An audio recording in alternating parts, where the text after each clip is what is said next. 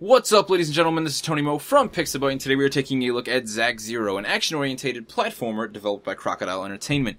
The game just released on Steam and is currently available for $9.99, and actually, for the next 2 weeks, it's going to be on sale for $7.49, so if you like this game, you can pick it up a little bit cheaper. The first 2 weeks, it's going to be available here on Steam.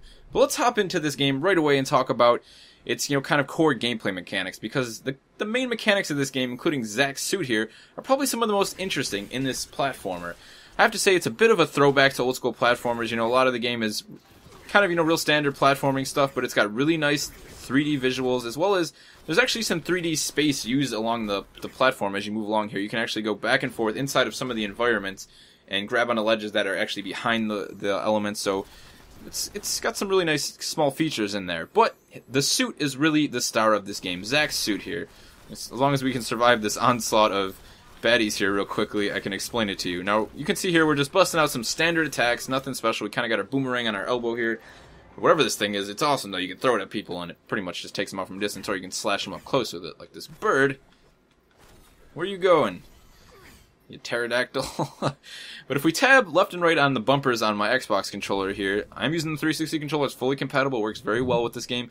We can switch to our different kind of armor modes for our suit. We have a fire mode, ice, and earth, and all of these modes come together either to be used in combat. Actually, the game rewards you for using them in combat, varying it up, doing different combinations with them. It'll actually give you a higher score in combat for using multiple abilities during combat, which is, it's a nice touch to do. I mean, if you're going to have all those abilities in the game, you might as well let the player use them for multiple things. Now, the other thing are bits like that. The suit can actually be used to navigate different pieces of the environment in different ways. We use the rock ability there to kind of smash through the ground.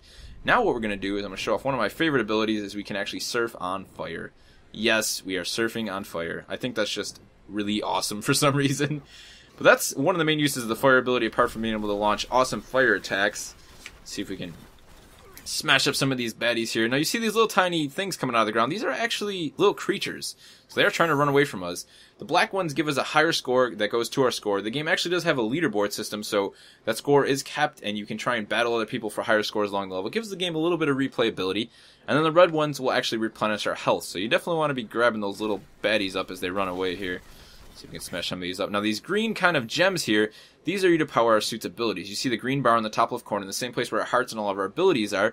You want to make sure that's beefed up, because using any of our abilities kind of drains away at the suit's energy. So the more of those we have, the more we can use our abilities. And in general, the more damage we can do to the enemies in the environment. Let's drop down here, grab some of these. Now the game has lots of platforming elements. For example, like this situation right here. We have this kind of wind tunnel that's going to push us up in the air, which is normally a bonus, but at the moment we want to get to the bottom here, so we're going to use our kind of rock suit mode to smash our way through this wind tunnel down in the base here. Right away, we're going to run into baddies, switch into the fire mode here quickly, and set them aflame. What do you guys got? I like doing this too. We can hit A with the suit and kind of smash into the ground there, do some serious damage. The game is very action-orientated. As I said, it is an action-orientated platformer. Because while it is a platformer, there's a lot of combat, a lot of kind of linking together your different suit abilities to do lots of damage. Combat is definitely a really big aspect of this game, and it's done very well. I mean, along with the controls that are very crisp and very clean, the combat in this game is really enjoyable, actually. For a platformer, you wouldn't expect it to have the craziest, combat. But this game does a really, really good job of having some solid and enjoyable combat. It makes taking out all these enemies, along with the platforming segments, a really big joy. Let's hop down into here. We're going to take out some more blunderbuss baddies. These guys are kind of like the pirates of this planet, apparently, with their blunderbusses and their eye patches. They all have an eye patch on the same eye, which makes me think they're just wearing it to be cool, which is fine by me. I'd totally wear an eye patch if it made me look cool. I mean, why not? Okay, I think that's not the way. Okay, here we go. Here's another example of the suit. We're going to smash through this. Okay, we're going to smash through those wooden logs there. Navigate down to here where the platforming is going to get a bit more serious. I definitely don't want to land on those spiky things. They look like they do quite a bit of damage to me. Now, as we've been moving through the levels, and you guys have seen, the different pieces that we're picking up here. Ooh, that hurt. No! The different orbs and gems. You'll also know that this game is very colorful. The enemies that you've seen, the different bugs, even the grass and the different pieces of the environment are extremely colorful. The game has a very nice visual style. It's not old school, but it kind of harkens back to, in my opinion, to kind of, the launch of the Xbox 360. Lots of games during the Xbox 360 launch, like Cameo, were very colorful and bright. It was a thing that developers were doing before they decided to get all gritty and realistic, and I miss that. games like Cameo, the colors in that game just stood out so much. It made the game a joy to play visually. It's eye-pleasing, you know, while I'm moving through the environment. Yeah, why not? Why shouldn't I be able to look at my guy falling off a cliff there? Now, you see the way they kind of do that? It zooms out, my guy's falling off the cliff like, no!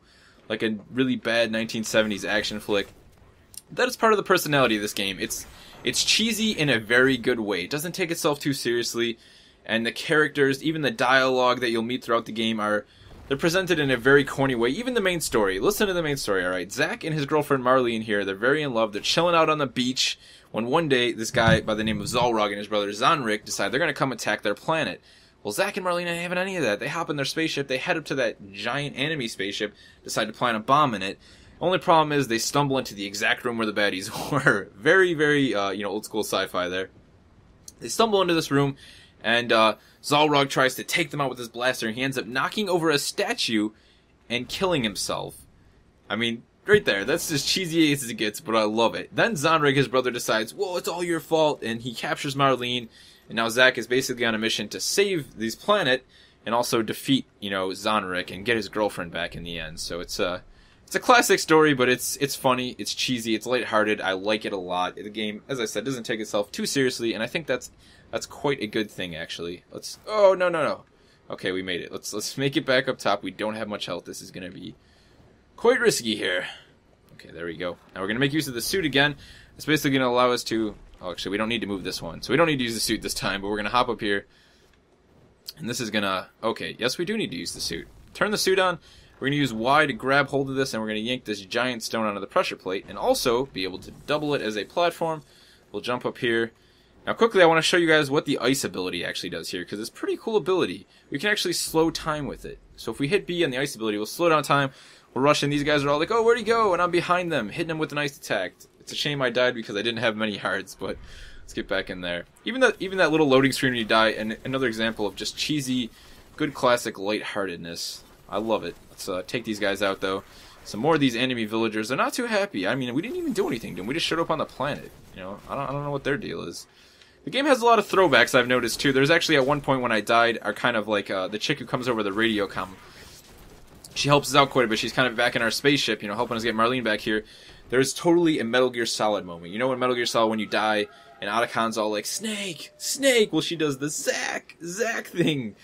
It's just, there's even some moments, too, where the game looks like it's almost set up to have you be playing the original Donkey Kong level. You kind of have to navigate up some angled rocks with giant boulders rolling down them, and it's very reminiscent of the original Donkey Kong game where, you were playing as Mario before he was Mario. The game is, it's a very well-crafted platformer, and I've been enjoying it quite a bit. The throwbacks the game has to the old-school platformers, and I love these little boss fights.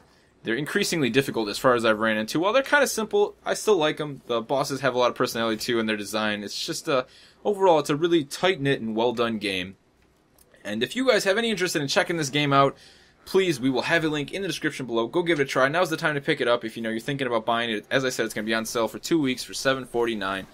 I'm going to take care of this boss here, or I'm going to die, but I'm going to go take him out anyways. And until next time, it's been Tony Mo with Pixabyte. Be sure to subscribe to us for more any game coverage, and I'll see you guys later.